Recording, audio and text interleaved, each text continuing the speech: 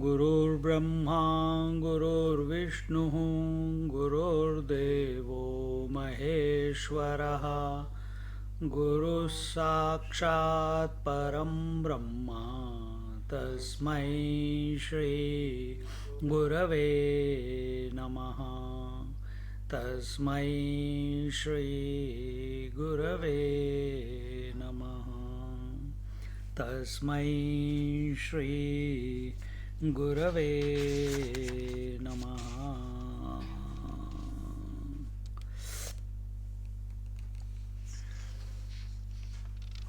So pure knowledge is the eternal presence which is beyond presence and absence. And for this, examples were given. The pure space is devoid of any contents, although simply amply present is considered to be non-existent. So for our example of pure space is taken, which from just as ocean is devoid of all any water is devoid of any waves or ocean, similarly the space is also devoid of any contents. What are the contents of space? What are the contents of space? I'm asking.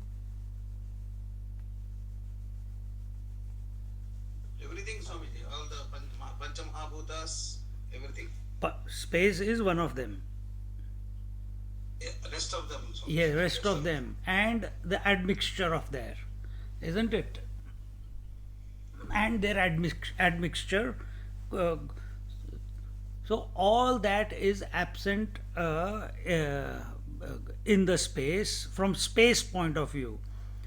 Even though this is for our understanding that the phenomena continues, this is for us, it's not for the space, it's not for the infinite reality, it is for the jiva that is being told that the phenomena of specificity, phenomena of conditioning and limitations, phenomena of expression, that all goes on. But from the absolute point of view, just as space is devoid of any content, similarly the reality that we are in essence is independent of all contents, independent of all conditionings, independent of all presence and absence of body, thoughts, emotions, whatever you can think of, is although amply present is considered to be non-existent. So what is amply present? All the contents in the space seem to be amply present, but actually they are non-existent. Just as all the thoughts seem to be amply present in the mind, but actually they are non-existent, because thought is not an object which you can perceive. It's flitting, it's a phenomenal, and whatever is phenomenal has no reality of existence. Existence is permanent.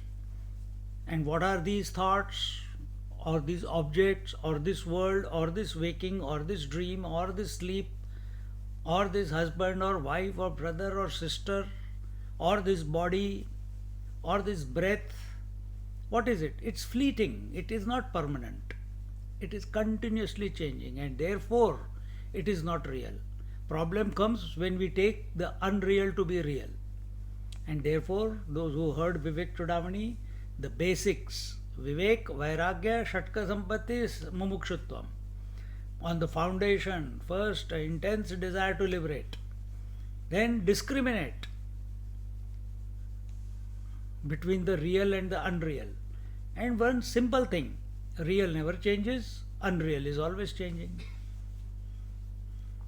So when he talks about here that all the contents, air, fire, water, earth, are always changing, all these four mixed together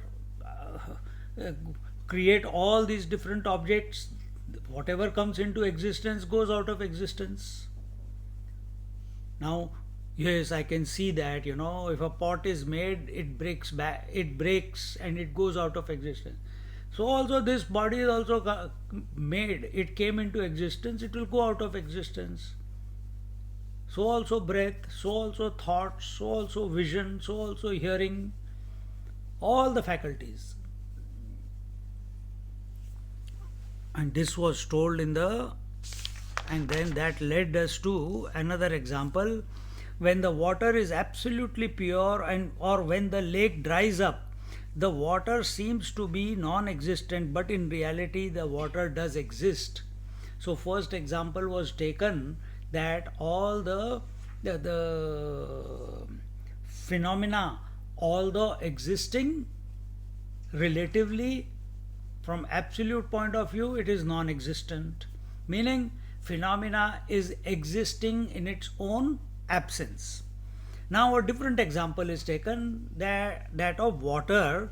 Water is absolutely pure, or when a lake dries up, the water seems to be non-existent. So when a lake has dried, if you go to Lake Eyre, not now, in the summer if you go, and even in villages we see certain ponds, they dry up in summer.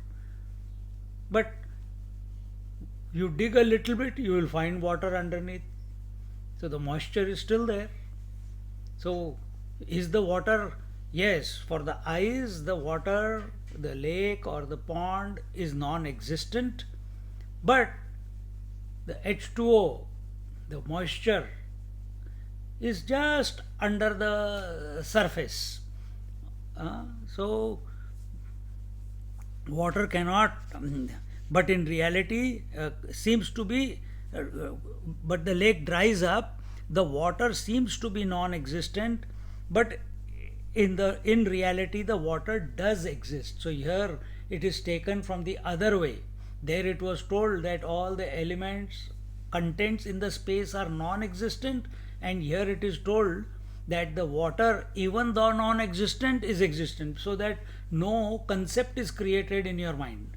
So both existent and non-existent angles are taken, so that you don't get caught up in any one of them and start thinking that I am non-existent. Then no, existence and non-existence are two concepts of the mind. As a thought, whenever that is superimposed on some object, then it becomes phenomenal. But when you consider the self, the absolute principle, from that absolute principle is ever existent, permanently existing. It does not go away or does not come back again. Like a waker goes away, then comes back next morning again. Self does not go away anywhere, and self does not come back anywhere. Self is the one who is ever present in and through all the three states. So why I am not experiencing it right now? You are it. You can't experience it. Then where is it? It is just like in that lake. That lake has dried up, the moisture is still there. You are not able to see it. So your attention is only on the periphery. Your attention is only on the periphery. It means you are only looking at the waves and enjoying the waves. What about the depth of the water? Have you dived deep? Same way, you are only at the periphery. What is our periphery? Name and form is periphery. Colors is periphery. What I see, hear, touch, feel, and think is periphery. Thoughts are periphery. Thoughts are just like the waves on the ocean. Dive deep, then see. That will be like the moisture. That's example I'm taking here. So we have to go beyond what is obvious, and our obvious is always phenomenal. Our obvious is always ephemeral. Our obvious is always empirical. Our obvious is always specific. Our obvious is always changing. Our obvious is always coming and going out of existence. Impermanent. That is what is obvious. Scratch a little bit and find out what is the root.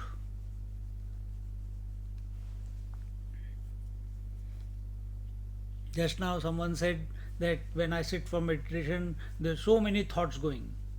The mind's job is to have thoughts. What can you do about it? Do you say, my eyes are seeing? कभी problem हुई है? My ears are hearing. Have you had any problem? You never complain about that. Why are you complaining? Mind are having thoughts. Mind's job is to have thoughts and no thoughts. So why you give importance to it? To what? To thoughts. You give importance because you are obsessed with those. You are attached to those thoughts, desires, children, body, and everything associated. You are attached to the specific. You are given too much value and importance. Then whom to give value and importance to? Find out. Who said that there are too many thoughts in the mind? Who is experiencing the thoughts? Who is observing that there are thoughts coming and going in the mind? Come back to be the observer. The moment you shift your attention to the observer, everything will stop. Whatever has to happen will happen after that. So no complaints. So here, in the same way, pure knowledge or existence is always present, whether there is a relative transaction of knower known or not, as in deep sleep. It is never absent.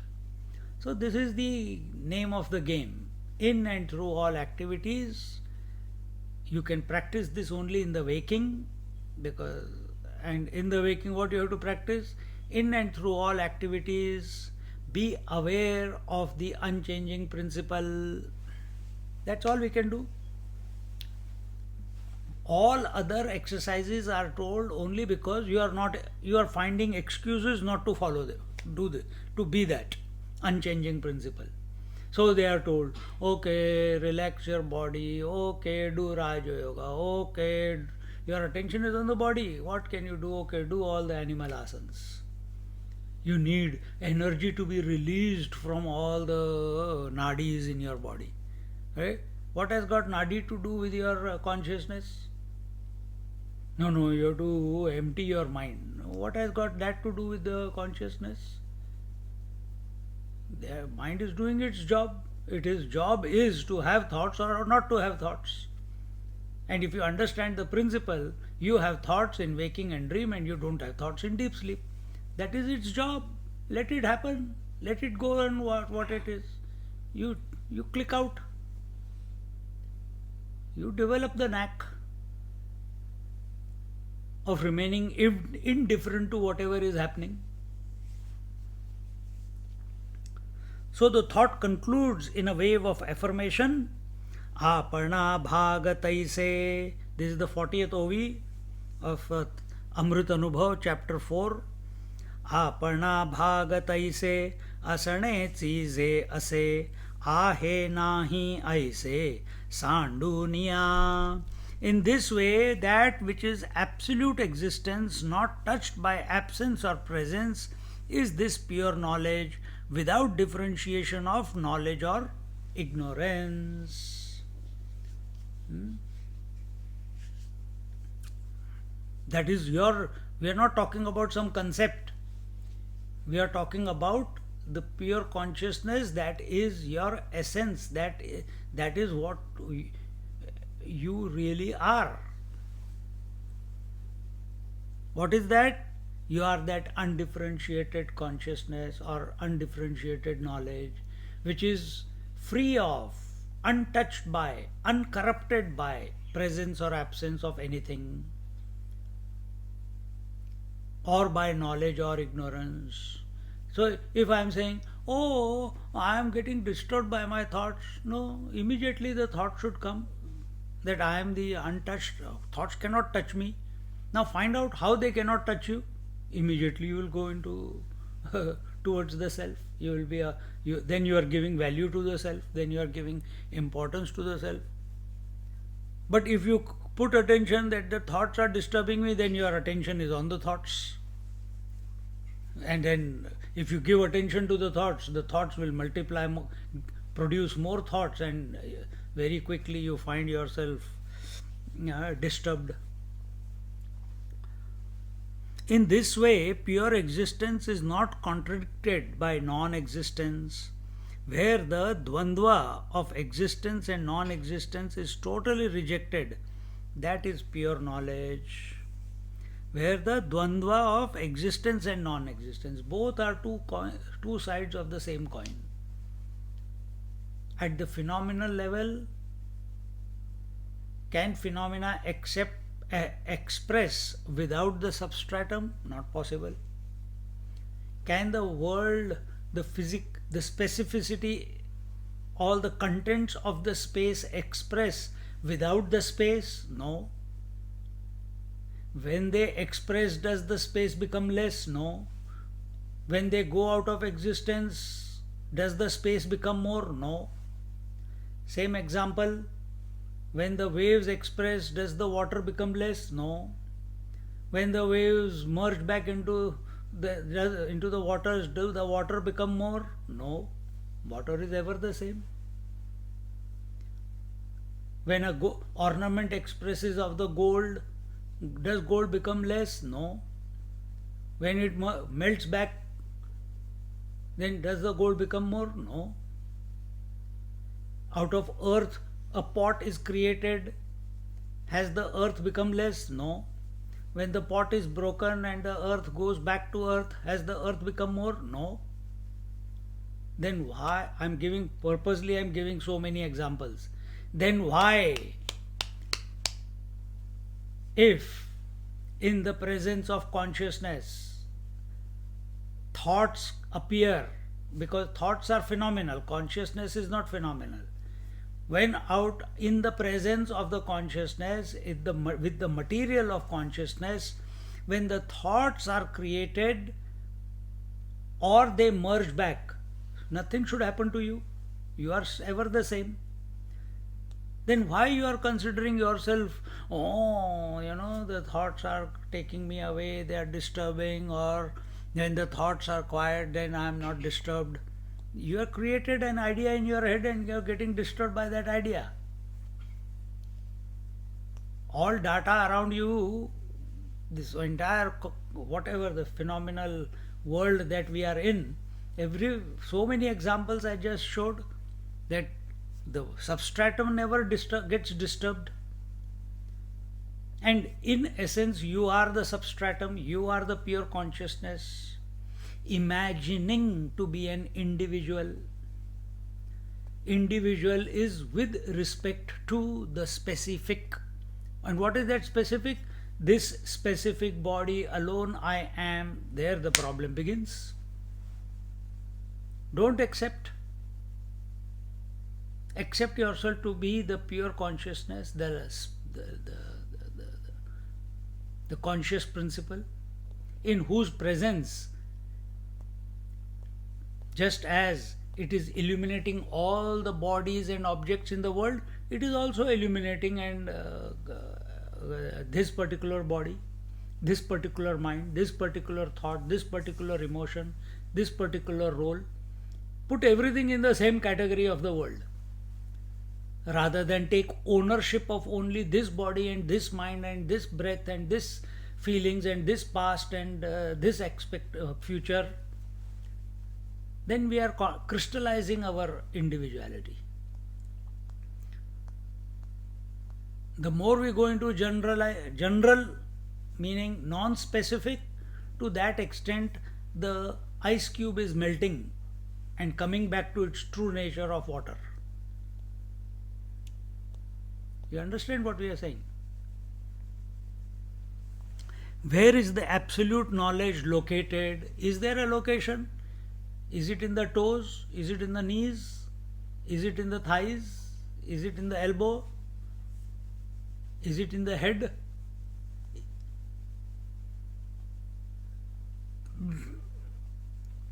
The modern education is only teaching them there is only brain. Brain is the mind. No, they are absolutely two different things. Mind and brain. Brain is the equipment through which the mind functions.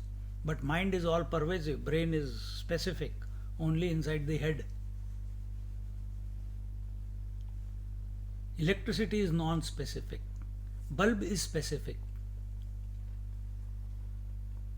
The filament in the bulb is the brain, through which the electricity is expressing as light. See? Same thing here also. But they are taught brain, brain, brain, brain, brain, लगे रहो. क्या बोलते हैं? Eat the brain curry.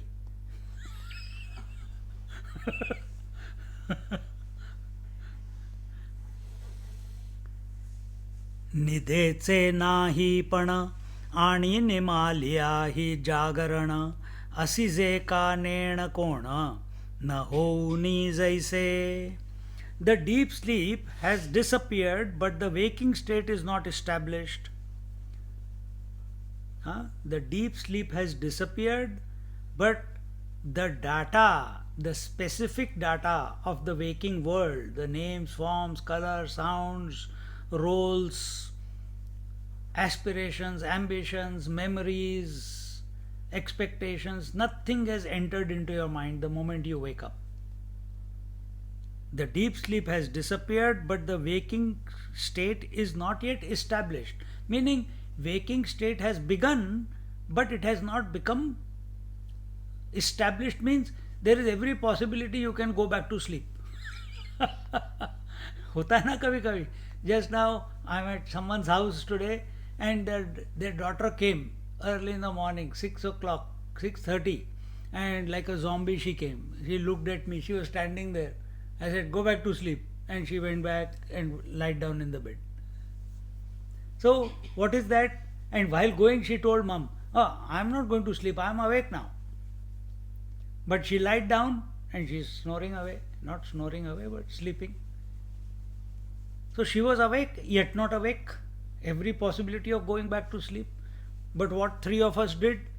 We were awake, but we sat in meditation. We didn't go to sleep. See? That kid went back to sleep.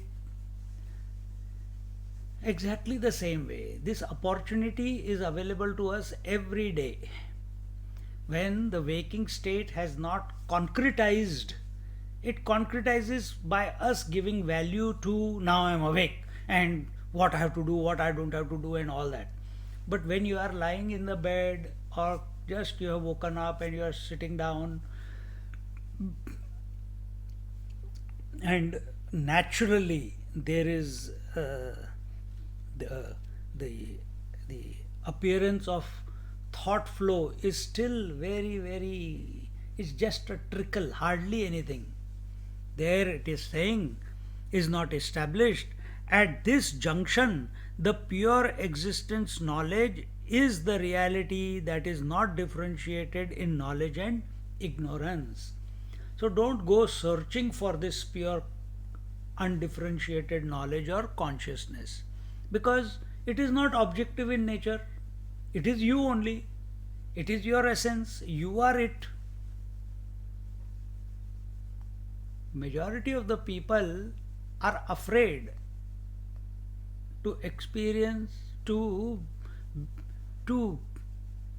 be without thoughts. They are afraid to be without thoughts because they are so addicted to thinking that they are afraid when the mind becomes zero, because there is nothing to associate to with, and we are so used to association of life partner, association of children, association of memories. And remember, association is always of the specific. Where there is duality, there alone association is possible. But now a little bit window becomes available before sleep or after sleep when you wake up in the morning, where you are there is a possibility in that window to be and yet not associate with anything. But because of our predisposition, and the default setting has gone so deep that we have to associate with something, there also we either we fill up our mind with something by thinking, or if we are not able to fill our mind with some thoughts or some memory or some wish or some desire, then the only other thing we know is go back to sleep, like this kid has gone back. You understand? And this is only happening because we have not trained our mind, we have not trained ourselves that it is okay. It is okay if there are no thoughts, I still continue to be. It is okay. I have not come and gone. Thoughts are coming and going. Waker is coming and going. Meditator is coming and going. Meditation is coming and going. I am not coming and going. So this umbilical cord has to be cut. And that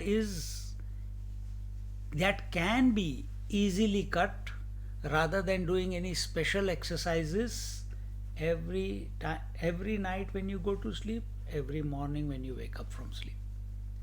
And you don't have to do it for a long period of time. Whatever naturally is expressing, it can be few seconds, it can be few minutes, it can be half an hour, it depends. It has to catch.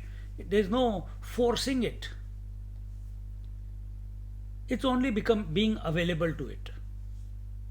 Being available to yourself.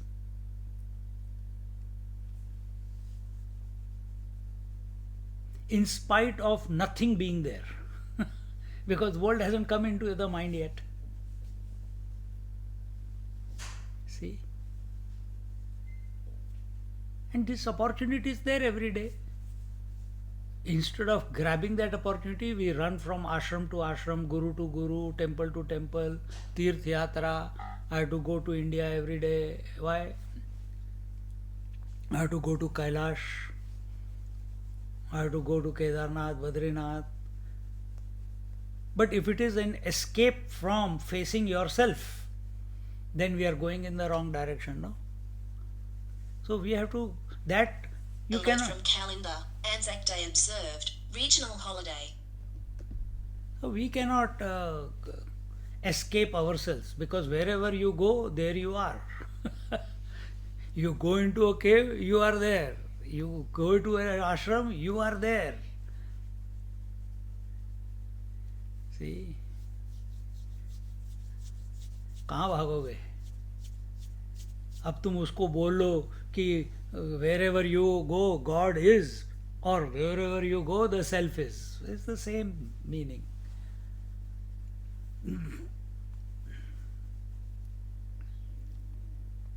It's the same meaning. The deep sleep has disappeared totally, but the waking state has not yet been established. At the junction of the two is pure. At the junction of the two is the pure existence, and this junction is very important. So our culture tells that we should do sandhya when at the junction of night and day in the morning, at the junction of evening when the day is giving way to night, sandhya, and at midday also. So 3 times it is told. Ramana Maharaj, Ramana Maharshi says, Prana Bandhanat, Leena Manasam. At the junction of in-breath and out-breath, place your mind. Between your two thoughts, place your mind. At the junction of two thoughts, be attentive of that space between two thoughts. That is the junction. See? So same way, this is junction between night and sleep and waking. Be available to yourself. This is the eternal beingness in the form of pure knowledge, where knower known knowledge differentiation has not begun. Where knower known knowledge has not begun.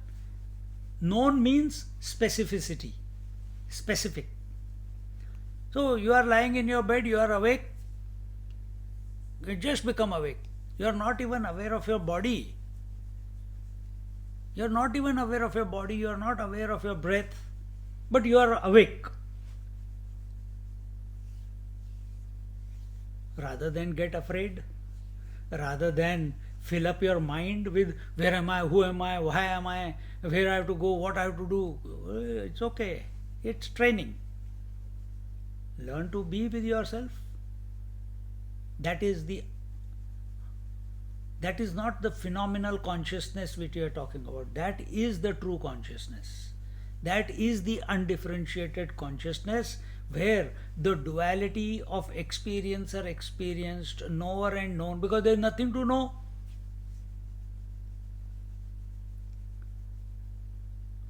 You are of the nature of knowledge and the world hasn't entered yet, so there is nothing to know. You are not pursuing it also. See? So all the duality is absent at that moment, and yet you are. Oh, you have to come to that conclusion. This, the one that I am at that moment, this you do it while you are thinking now. That time you don't bring all this. The one that I am that now, that time is the undifferentiated consciousness. Accept, be.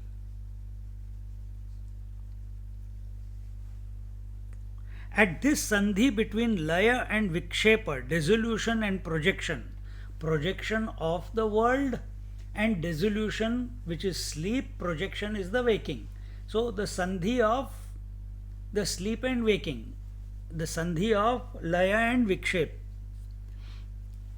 There the mind is neither dead nor is agitated. It is in limbo. It is in grey area. Neither it is dead nor is it awake.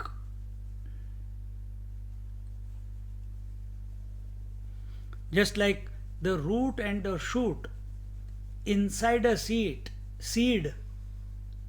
they are there, yet they are not expressed. Isn't it? Same way, that the mind is neither dead nor awake nor agitated. This is niramisham. It is thought free, not sleeping, alert mind. This is the quality of the mind. It is not dull. It is not under the clutches of fear. It is alert.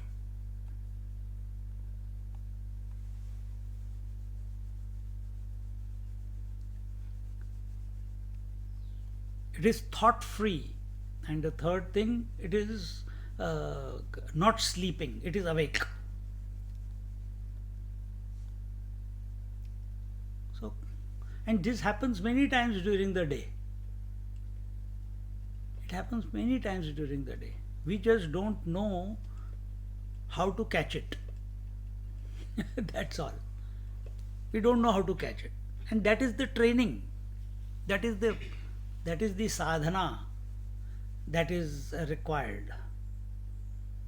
And that is alert interaction with yourself, remaining, allowing the mind to function but standing apart from the mind.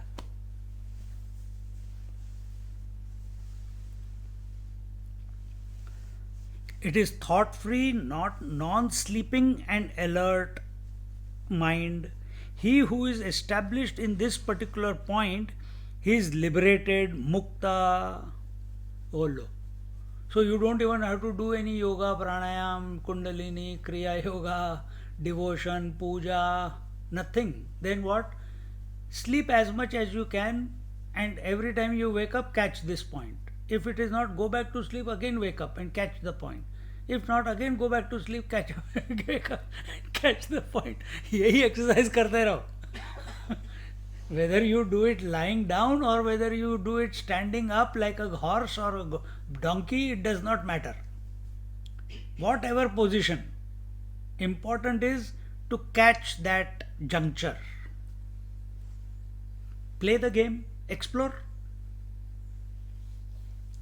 और क्या करना है? You explore different dishes, you explore different countries, you explore different shops for the clothes that you want. Why don't you put your exploration in the right direction? Give yourself any public holiday coming, tell everyone, don't disturb me. Put your phone off and make an experiment. I'm going to go to sleep and wake up. And many times when the mind becomes empty, you will go to sleep. Again catch that point. Again catch that point. ये होता है. नींद आएगी क्योंकि आदत पड़ी हुई है सोने की. खाली मन मतलब नींद. So it takes not only your efforts and grace to catch that point. It's a knack. तो लगे रहो, करते रहो, and spend the whole day. When food comes, take food.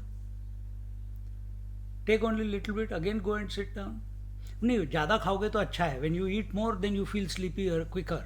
Then again go to sleep. Then again wake up.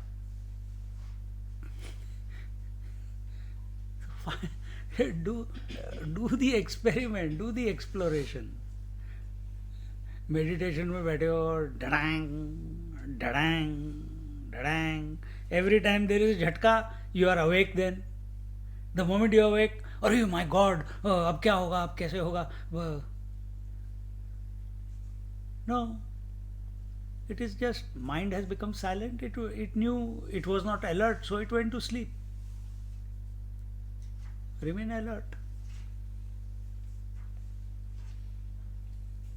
For that, the guilt of going to sleep has to go out of your mind. And the excitement of being awake also has to go out of your mind. Both have to go away. Then you are in the neutral position.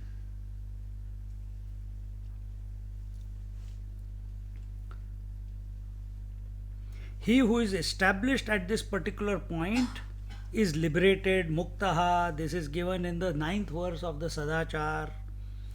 Focusing attention on this junction, this whole, where there is neither the sleeping nor waking, is contemplation of pure knowledge.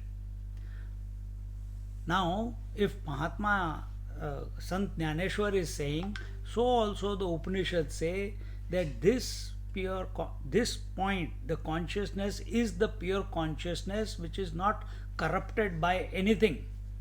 And that pure consciousness is whole, it is complete, it is Purnamada Purnamidam. It is Sarvam Khalvidam Brahma, it is Ekameva Dvitiya Brahma.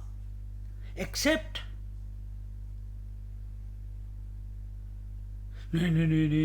how can I be that infinite?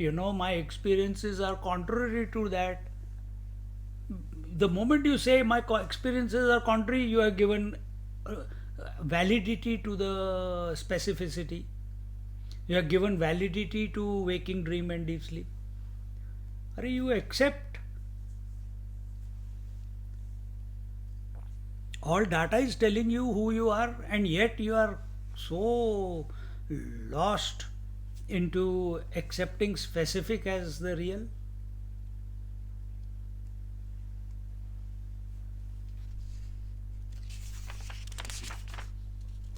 The theme of the chapter concludes. Now we are coming to the conclusion of the chapter. का भूमि कुंभ ठेविजे तैको सकुंभता आपजे तो ने लिया म्हणिजे तेणे वीण. The existence of the earth when associated with pot, that is earth with pot or without, is called accordingly. Meaning whether the earth is expressing as pot or the pot is not existent. Earth continues to be earth. परी दोन्ही हे भाग न शिवती भूमीचे अंग ते वेळी भूमी तैसे चांग चोख जे असणे. But both of these conditionings of association with or without pot do not affect the earth, which is independent of it. Exactly the same way you are independent of it. Presence of thoughts and absence of thoughts should not influence you. Just as presence of a pot and absence of a pot does not influence the earth, presence of a wave or absence of a wave does not influence the water, presence of ornament or absence of ornament does not influence the gold. It continues to be gold. But now you understand these examples, but it becomes, you find it difficult to apply on yourself. That the presence of thoughts, presence of waking, dream, deep sleep, presence of the various roles or absence of the roles should not affect me. Then it becomes, or मैं क्या करूँ, I am getting carried away, because you have given too much importance. You have to only take it out, take away the importance and give more importance to the unchanging principle. Pure knowledge is like this. If a pot is placed on the floor, one will say the floor with the pot on it. When the pot is removed, the same floor will be described as the floor without the pot.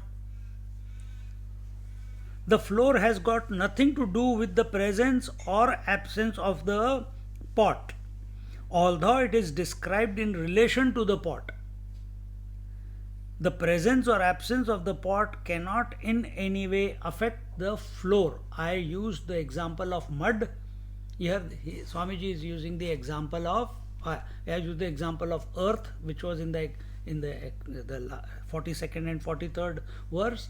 Swamiji is using the word floor. That floor is unaffected by presence of the pot or absence of the pot.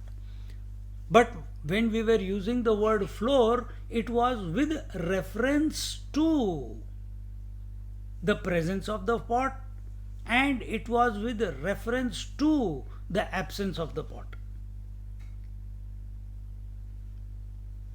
But the floor is the unchanging base. The floor is just floor and is independent of whatever is on it. In the same way, now if you understand this example, exactly the same way, the pure knowledge that I essentially am is untouched, unaffected, uninfluenced, uncorrupted, is not in any way influenced by the presence of the waking or dream states or absence of both in deep sleep state. Why we are taking waking, dream and deep sleep? Because that is our whole experience of creation, isn't it? Not only the waking, our experience of life is waking plus dream plus absence of the two, which is sleep.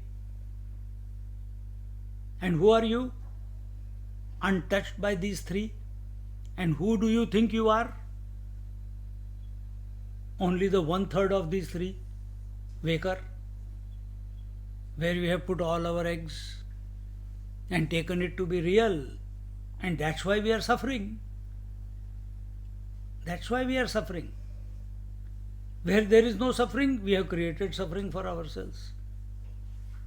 Where there is no joy or sadness, we have created joy and sadness. Why?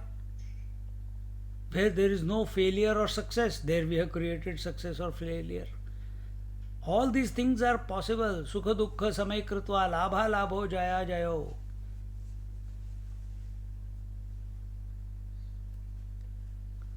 Joys and sorrows do not touch the pure self.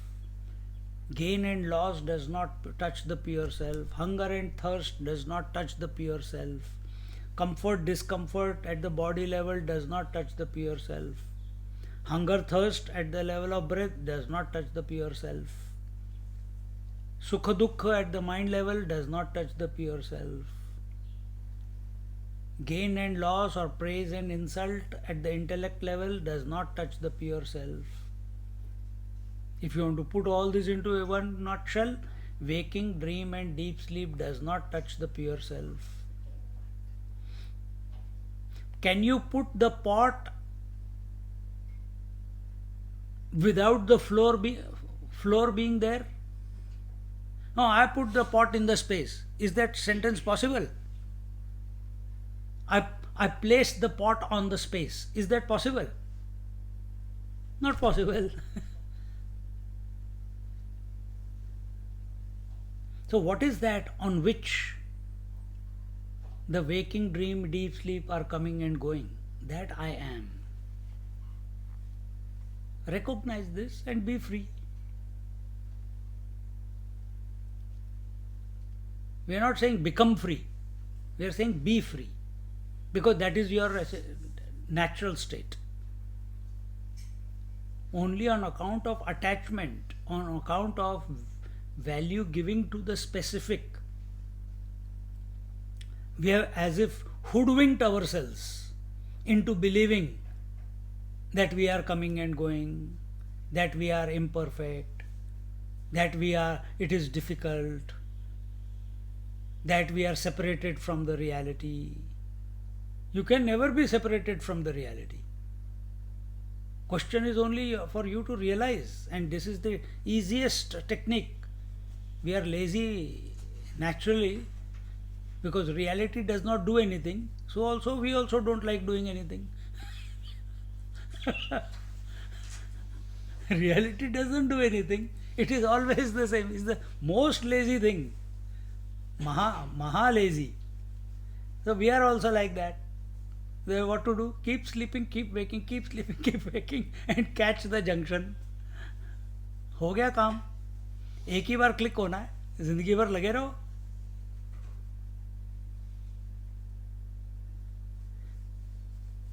But it has to catch your imagination. You have to give that moment the utmost importance, that it is important for me to know myself. Right now it is important for me to do everything else but know myself. It has become another chore. Just like I eat every day, just like I wake up every day, just like I sleep every day, so I must for 5-10 minutes, half an hour, meditate every day. It has become a chore. And you call that living a balanced life. You will remain in the same rut.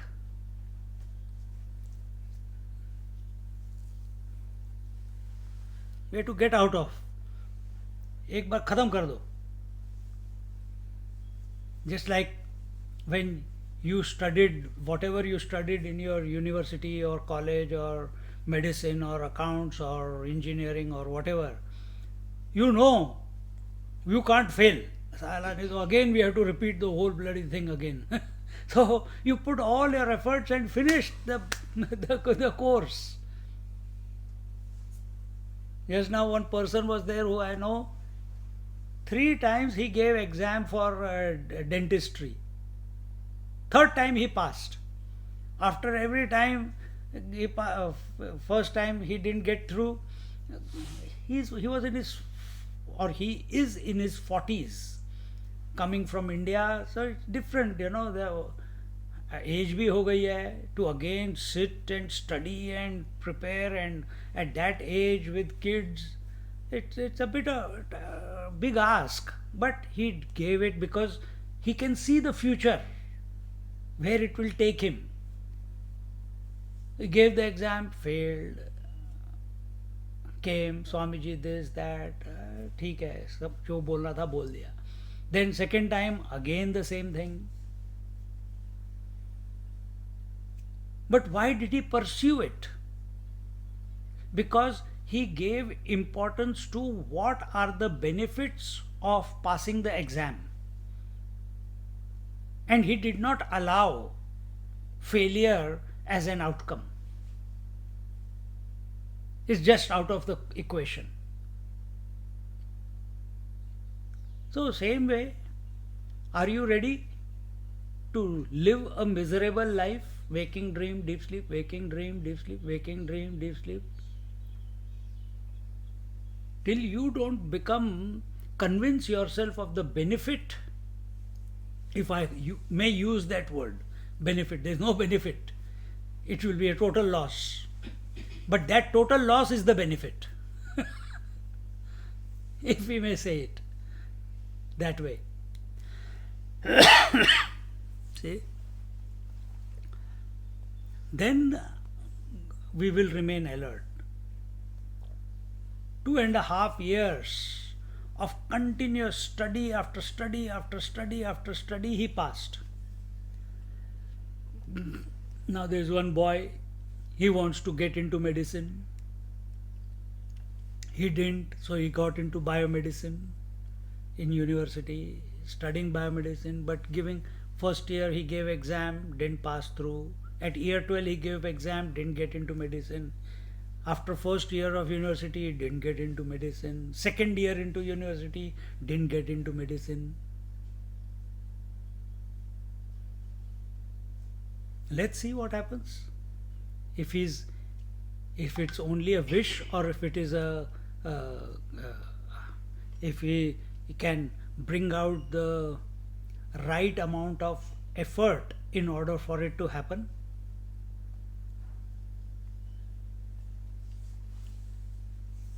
See?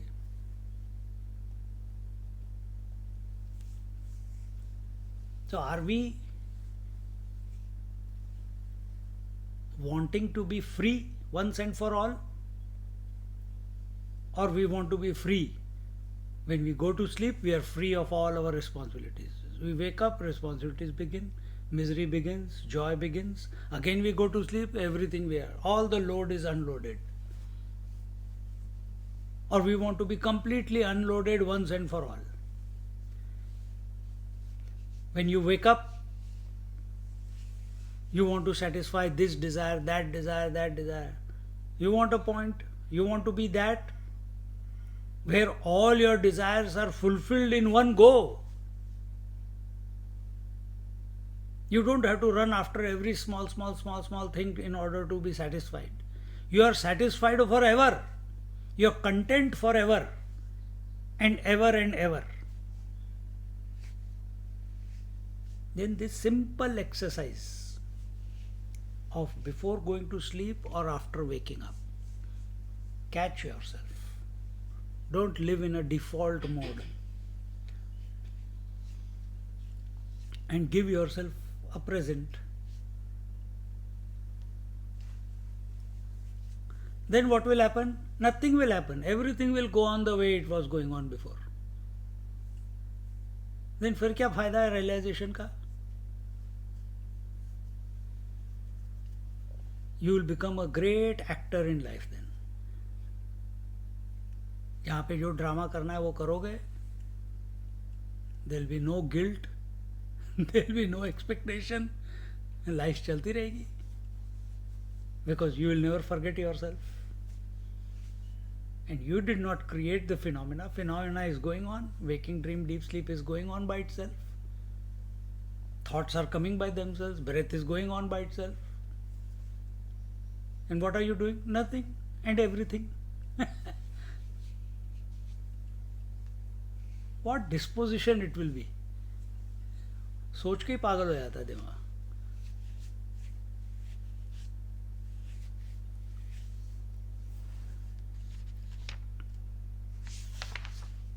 So in this manner, with this 43rd OV, we have concluded the 4th chapter of Jnana Ajnana Bheda Kathana. Jnana, knowledge, Ajnana, ignorance, knowledge and ignorance, Bheda, the difference, the story of, or the some words of on Katha, Kathana, Katha, story of the difference of knowledge and ignorance. And what we recognized here was we are other than the knowledge and ignorance, yet without us the knowledge and ignorance cannot express. Means the pure consciousness supports. We are telling to ourselves here, not to the pure consciousness. We are telling to who? To the jiva, to the conditioned, to the seeker. It is being told that pure consciousness supports the knowledge and ignorance, but itself is untouched by the knowledge and ignorance. Just like earth supports the presence and absence of the pot, but it is untouched by the pot. That floor is supporting the pot, or the presence of the pot or the absence of the pot, but the floor is untouched by the presence or the absence of the pot. Recognize this with respect to your essential self. Now, the summary of this chapter is taken. Swamiji says, the 3rd chapter concluded on the note that he who has paid his debt to the 4 speeches by transcending the limitations of in each plane of consciousness will still have lingering traces of individuality left, which will leave him short of the ultimate destination. This last gap he can bridge not by his own effort, but by total surrender to and by the grace of the Guru. Only thus can he arrive at the realm of pure knowledge, where knowledge and ignorance do not exist. So what was the 4 debts? Vaikhari, Madhyama, Pashyanti, Para. These were the 4 speeches. And remember what we said: Vaikhari, waking; Madhyama, dream; Pashyanti, deep sleep; Para, meditation or samadhi. So even though we are going through these 4 states, still a sense of individuality is still remaining even after para, even after samadhi.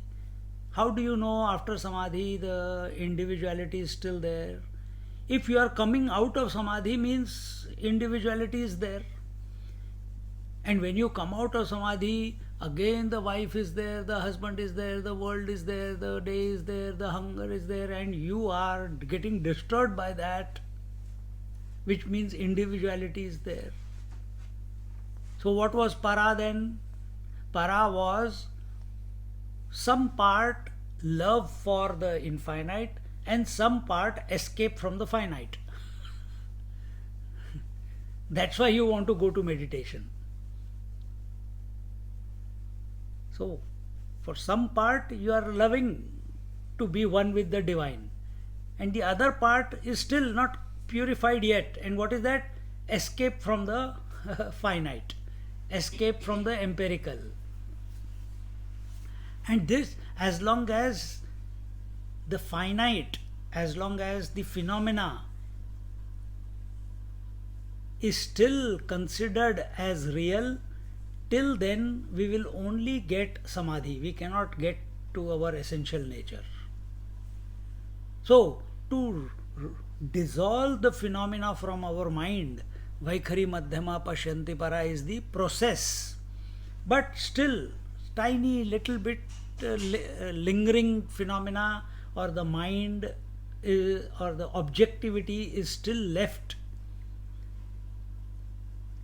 Yes, objectivity is still left. And to remove that last bit of objectivity, it is by grace alone. So all we can do is keep making ourselves available to the divine principle, to the constant principle, when before you go to sleep and after you wake up. You can keep doing that, but when it happens, it will happen by grace. It will not happen by your efforts, because where there are efforts, there is a doer. Doer can never come to know. And therefore, Swamiji says here, it requires an act of surrender. That tiny bit of individuality which is left, the meditator identity, that needs to be surrendered. And here he says, but only by total surrender to and by the grace of Guru Maharaj. So Guru Maharaj like Adi Shankaracharya, Guru Maharaj like Shukdev Ji Maharaj, who is telling the Bhagavatam, Guru Maharaj like Sant Jnaneshwar, whose words we are reading. It is only by their grace. And in the end, it is the Guru Tattva. All these are expressions of the Guru Tattva within. So it is only by the grace. When that happens, individuality is in toto obliterated. Meaning, you are unaffected by the phenomena thereafter, because you have recognized who you essentially are. Only thus can he arrive at that realm of pure knowledge where knowledge and ignorance do not exist. So first is understanding, then it is aparoksha anubhuti, meaning direct experience, which happens only by grace. But grace flows only when you contemplate on grace, when you become available.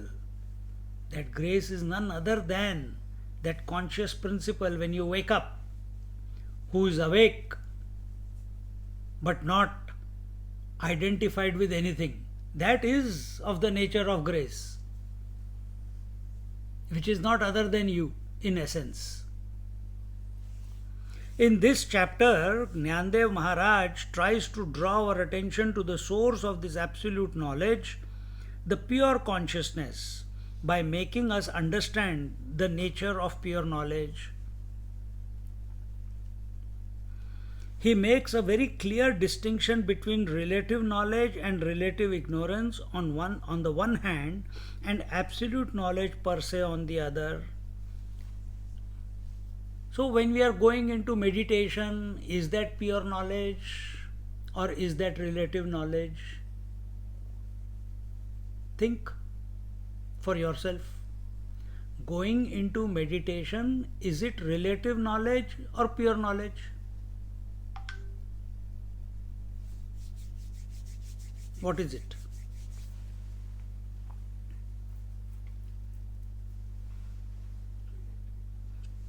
He said it is relative. Yes. Meditation is para. Jagrat, Vaikhari, Madhyama, Pashyanti para. Para is meditation. It is not realization. So, if you are going into meditation and coming out of meditation, then it is relative. And we have to transcend that also. We have to leave it to aside. Otherwise, our addiction to meditation will only keep bringing us back to the meditation. It must be practiced, no doubt.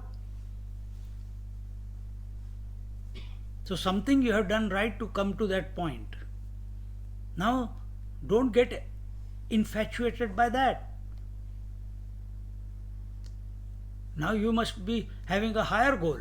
How can I be naturally in this state 24/7?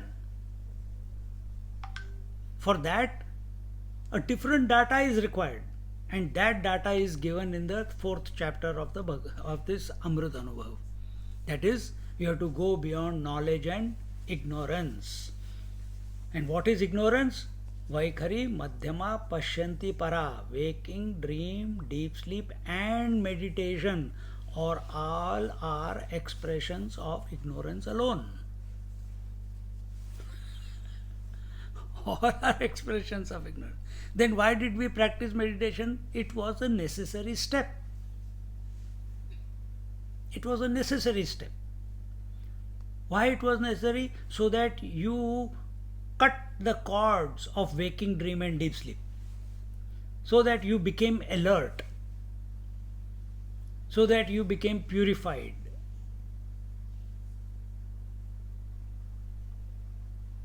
But the objectivity is not gone yet.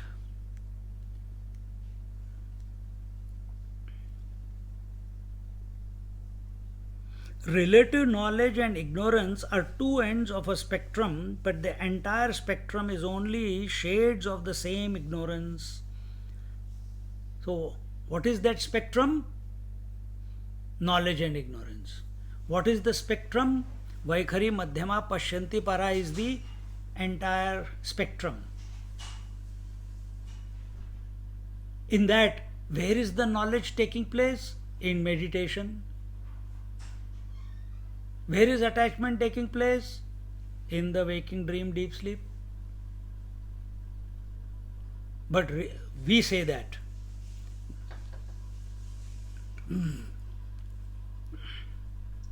that I am free of waking dream and deep sleep. I am free of my mind. I am free of my desires. When I am in samadhi. But samadhi, para, is also an expression of ignorance alone.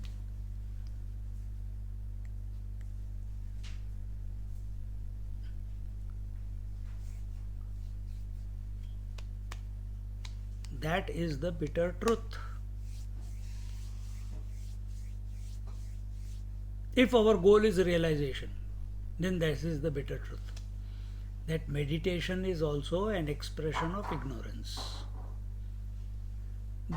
Within that total purview of ignorance, we call waking dream and deep sleep as ignorance and meditation as knowledge. Para is knowledge.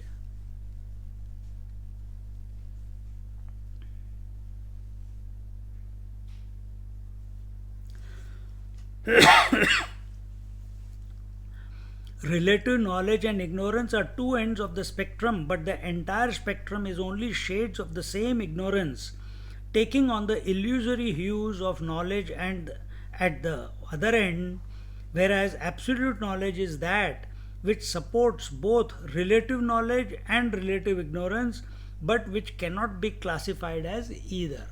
What is relative knowledge and relative ignorance? Both relative knowledge comes and goes and relative ignorance comes and goes. So in general, where is your knowledge?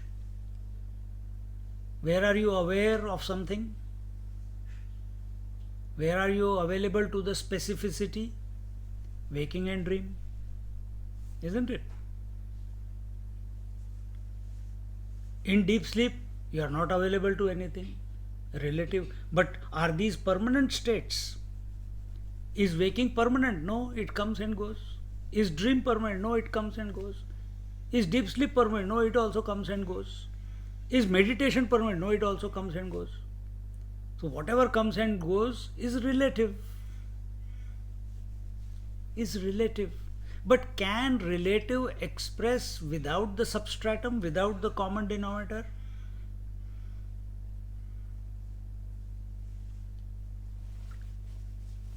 Without a constant?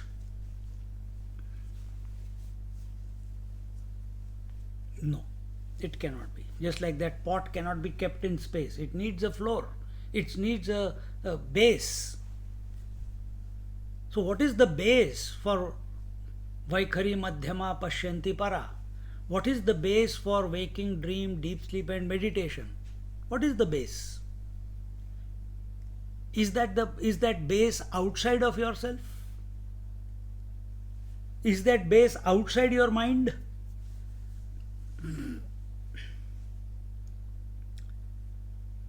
Is that base necessarily always? Can it be other than you in essence? Because you are the one who's experiencing waking, dream, deep sleep and meditation. So can the base be apart from you? Can it be the body? Can it be the breath? Can it be the mind? Can it be the consciousness? That you have to explore. And then you will come to the conclusion that the base is the pure consciousness, which allows, which supports the expression of the waking dream, deep sleep and meditation, but itself is unaffected, uninfluenced, uncorrupted by the waking dream, deep sleep and meditation. See, ये catch करने वाली बात है. It's only to be caught. I have said it so many times. Swamiji, I am reading from what Swamiji is saying, what Jnaneshwar Maharaj is saying, what Anuvanji has written commentary. I am adding, expanding it a little bit further. But we have been saying it for so long.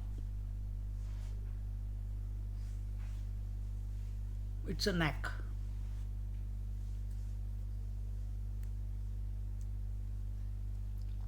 The journey towards this pure knowledge has to pass through certain definite points. Now, here are the pointers. What are the certain specific points through which this journey must pass through?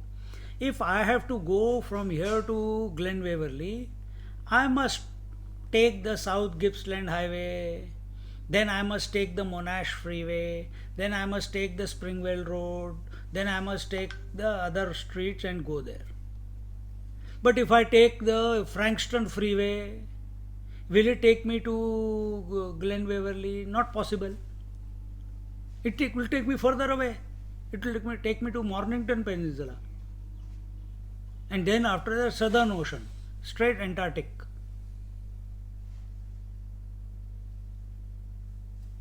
So I should know. If I take Monash Freeway, oh, you said Monash Freeway, I'm going on Monash Freeway. Where will you end? You will end up in Geelong or Adelaide. You must know where to take the right turn. For that, you have to recognize that this is the turn which is coming. So these are the signposts. Like one person was there, Swamiji was giving lecture in Sydney, my classmate. I told him, come over. He was also living in the next suburb in Sydney. We were giving lecture in suburbs ka Quaker Hill somewhere, and he was in Blacktown. 10-minute journey by car. He got into the car. In those days, the GPS had just newly come. And he got lost with the girl speaking on the GPS. And whenever she used to say, now turn right, he used to take the right. He never saw what the map was showing, and he was following her. But by the time he has already crossed, and he used to take the next right turn. It took him 1.5 to 2 hours to come to the satsang. Which means he did not recognize how the GPS was functioning. Do we recognize when the signs come to us? Where to turn, where to stop, where to take a U-turn, where to be objective, that we are objective now we have to become subjective. Is this subjective or objective? Do we know all this? Or just because we are thinking, so I am knowledgeable? Or is knowledge at the level of thoughts is also equal to ignorance? Do we recognize this?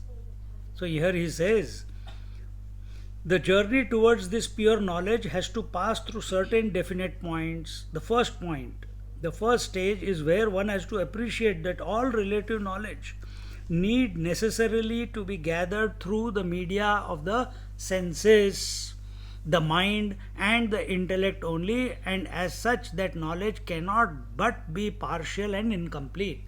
So whatever we are studying, whatever we are listening, Shravanam is incomplete until unless what we have heard has not become our own direct experience, aparoksha anubhuti, which I was talking about.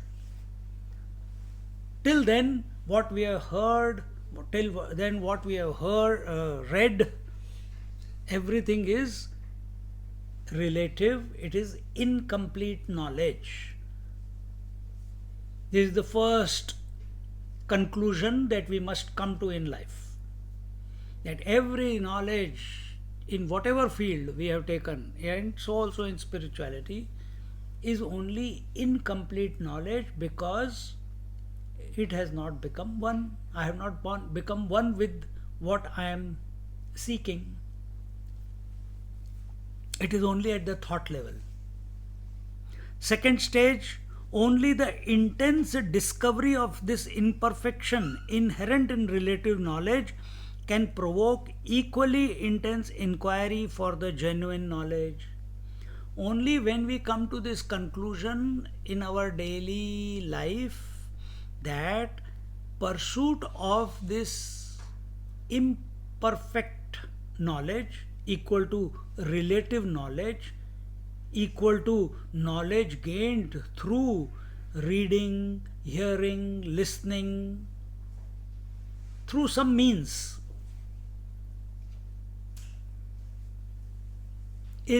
can never be perfect, even if it is coming from a Guru Maharaj. Why? Because he is only speaking and I am listening. Duality is maintained. I am reading, duality is maintained. I am the reader, it is the read. I am the listener, that is the listened. So, when we become acutely aware to this imperfection inherent within the relative knowledge. What is relative knowledge? Which comes and goes. Thought knowledge is relative knowledge. And it is imperfect. Yato vacho nivartante aprapya manasa saha. So all knowledge at the level of mind is imperfect knowledge. Then why are we reading? Why are we listening? Because this is through this listening and through this reading alone, we have come to this conclusion that whatever we are reading and listening is imperfect. नहीं तो किसी ने कभी बताया नहीं हमें.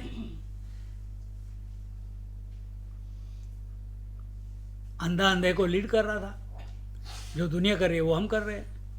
But when we come here, we come to recognize that all knowledge gained through objectivity is essential. Objectivity means through mind, through senses, through intellect, is only imperfect knowledge.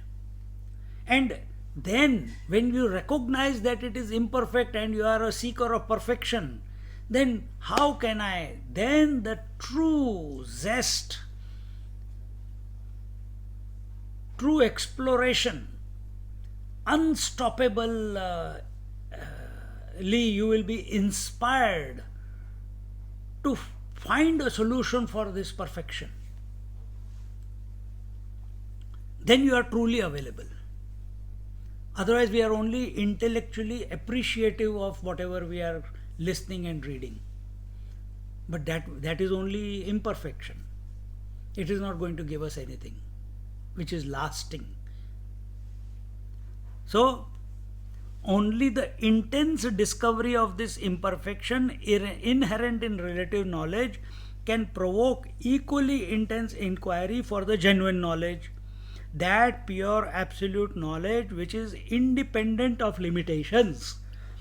What are the limitations? Desh Kala Vastu. What are the limitations? The Bhedas. What are the limitations? Avidya Kama Karma. Where are the limitations? In the mind. They cannot be outside the mind, the limitations. This is the second stage where the search starts for transcending these limitations. When we become acutely aware that we have to become free of limitations, at that moment, if the limitation is food, you become master of your hunger. If your limitation is body disturbance, then you either do yoga or through meditation you transcend the body disturbances. If that disturbance is in the mind, then you transcend the mind by doing whatever exercise. It does not matter what. For that some people take drug because they don't know what to do. But then it is again only temporary lull. It is not permanent solution. So find something by which you are able to go beyond those limitations and yet remain alert. Don't become absent. You have to remain alert. You have to remain conscious. You have to remain aware. Starts the search for transcending these limitations. जब limitations को overcome करना है and we want to overcome the limitations, then for such a person, oh, what will happen to my children, what will happen to my wife, what will happen to my loans, what will happen to my disease, what will happen to my investments, what will happen to my whatever, hunger, thirst, social circle, network, kick him out. No place for this person. Then you are not a seeker. Then you are not a seeker. If you are still thinking about these things, then it's very difficult to transcend these, because they bind you down. So both jnanam and ajnanam are only at the level of thought or vritti. Vritti means thought. Vritti means thought. So knowledge and ignorance both are at the level of thought alone. Ignorance is a thought, knowledge is a thought. Can you know ignorance without a thought? You can't. So the first step is to counteract or nullify the two ajnanam by vritti jnanam. So what is the first step? Straight away,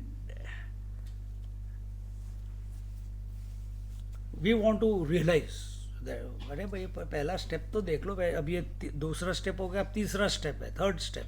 So first step was recognizing that all knowledge gained through the mind, intellect and senses is imperfect in nature.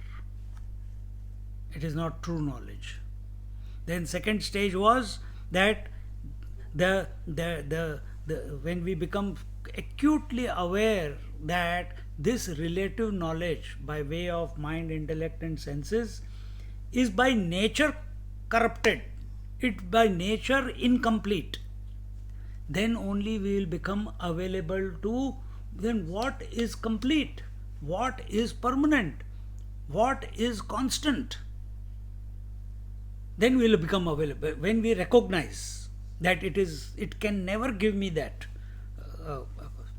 constant abidance.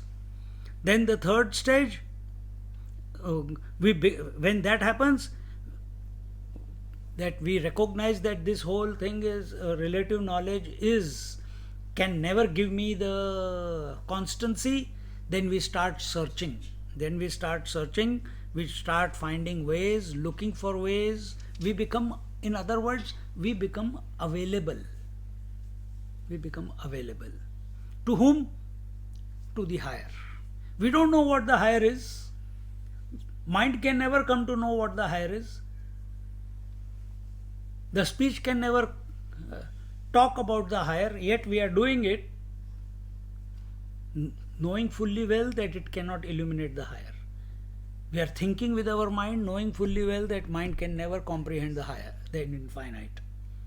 This attempt has to be made, because before we are steeped in the tamasic aspect of the relative, by thinking of the higher, of the infinite, what is happening is we are coming to the sattvic aspect of the relative. That's all. And that is necessary. So ajnan has to be replaced by vritti ajnan, the ignorance in thoughts has to be replaced by knowledgeable thoughts. And therefore here it says vritti ajnanam by vritti jnanam. So now what we are doing? We are not talking about movies, we are not talking about different foods, we are not talking about how this person is good or that person is bad, we are not talking about how the corona is spreading all over the world, we are not talking about have you had the jab or you have not had the jab, we are not talking about your miseries or my miseries or your aspirations or my aspirations. That is all at the relative worldly level. Oh, did you sleep? Means attention was on the ignorance. Oh, what dream did you have? Then your attention was on rajas. But in waking, which is sattva, instead of talking about the waking world, our attention is on the conscious principle at this moment for last 1.5 hours. So this is vritti jnanam, which has replaced vritti ajnanam. What is vritti ajnanam? The moment this satsang concludes in 3 minutes time, vritti ajnanam will begin. What I will have for breakfast? You get up? Have you got up? No. Did you take shower? No. Oh, why we have to go for Sanskrit class? This, that. It will start. Vritti ajnanam.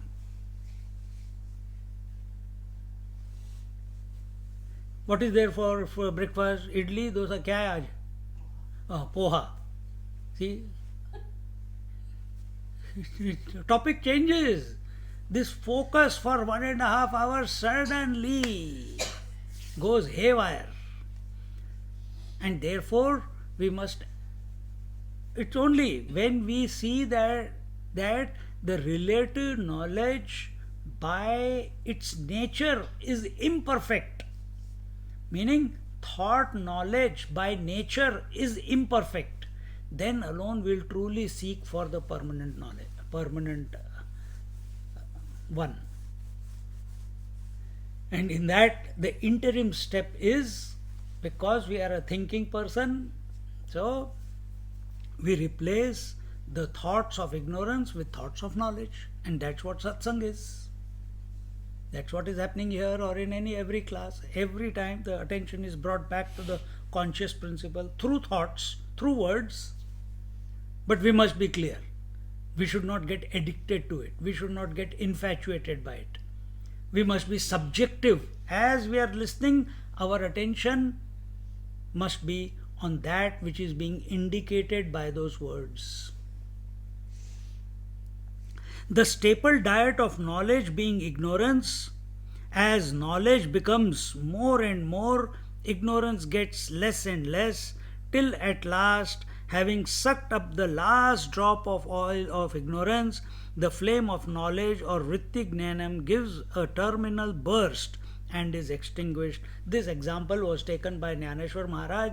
Just like there is a wick and oil, how long will the fire burn on the wick? As long as there is oil.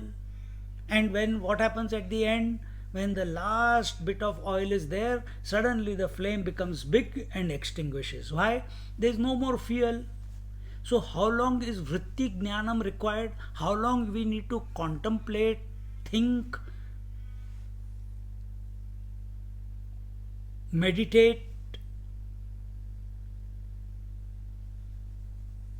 with regards to the self? As long as the entire ignorance is not burnt away. The fuel is not burnt away. What is the fuel? The ignorance. What is the ignorance? Your extrovertedness, the extroverted thoughts. All thoughts other than the self. So self is also a thought. All thoughts other than the self are also thought. But thought of the self is vritti jnanam, thought knowledge, and all thoughts other than the self are vritti ajnanam, thoughts of ignorance. But both the type of thoughts are nothing but ignorance only. But we are using the thought of the self to counteract, to neutralize the thoughts of the world, thoughts of the and how long you have to do it? If you are focused on the self, just like when you are focused on the thought of the sleep, automatically, how long you have to think of sleep? Or how long do you think of sleep till your mind is disturbed by thoughts of the waking. When the last thought of the waking goes away from your mind naturally without you forcing, because you are focused on the sleep thought, then the thought of the sleep also dies away, isn't it? That is your experience every night. Exactly the same way, this is one of the approaches.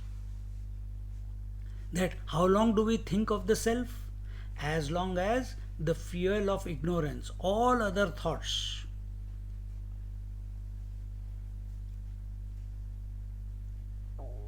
how long do you stand in front of fire? As long as all the cold doesn't go away from your body. For that you have to be in the presence of the fire. If you just go a little bit, oh, I saw the fire, go away, you will continue to feel cold. So how long should you be thinking about the thoughts of the self? As long as the cold of ignorance doesn't go away completely. See? This is the science. So crystal clear. All you have to do is be convinced of it and apply it. What are the qualities of the pure knowledge? I took few points of it in the meditation, but we can look at it in our next class and begin the next chapter thereafter. All the best on the journey.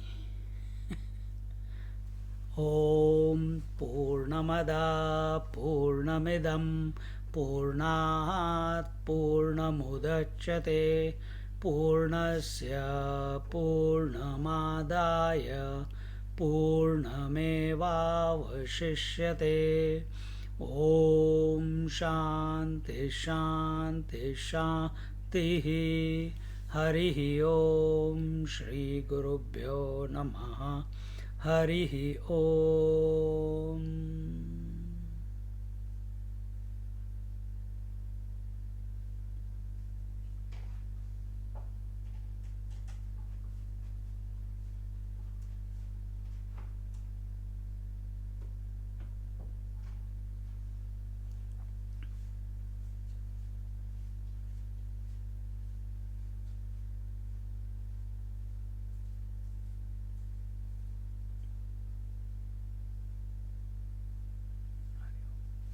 Hari Om. Hari Om Swamiji.